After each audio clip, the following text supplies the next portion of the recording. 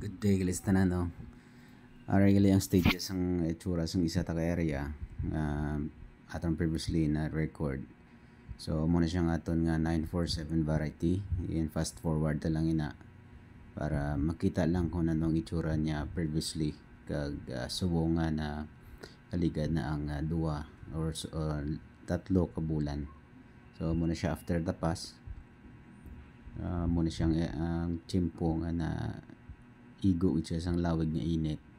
So ginhimo ta diri is after tapas gin pasipsipan naton, gin pa trash file, gin salisihan, tapos gin arian abuno after salisi kag gin sandigan.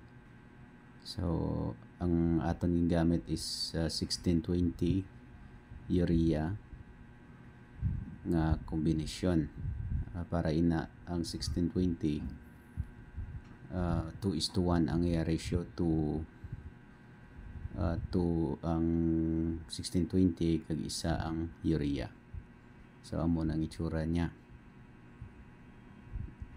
Kin timing nato nina nga nakaulan amo pag-ariya sang abono. Then after couple of months or almost 2 months amo na ni siya ang itsura niya. Kag nasagod sa agod na inis ang ulan. So makita ta nga nagsabay man sa pagdako niya ang hilamon.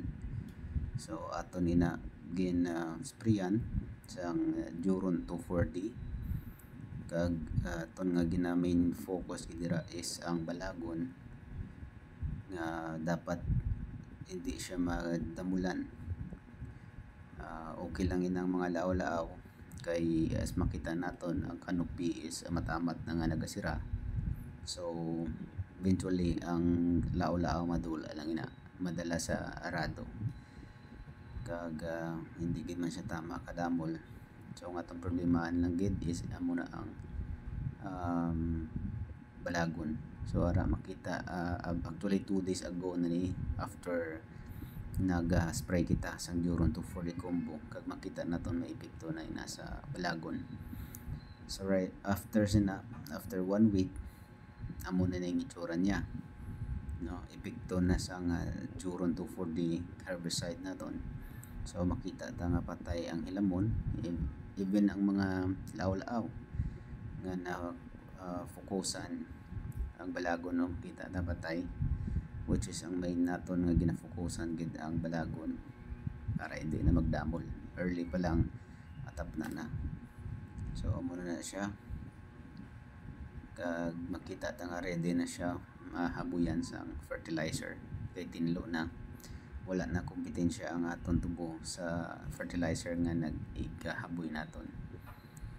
Then right after sang aton nga pag-abono, aton nga ginabuno gali dira is 3414 urea kag potash. Nagbutang na kita potash kay may mga buko na ina nga aton nga tubo.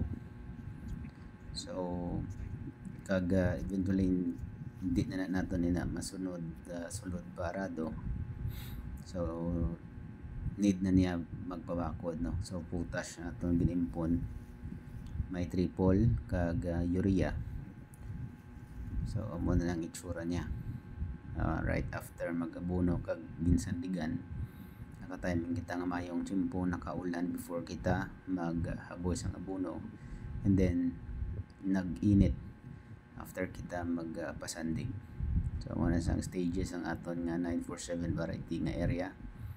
Salamat gid sa inyong tanan. Happy farming.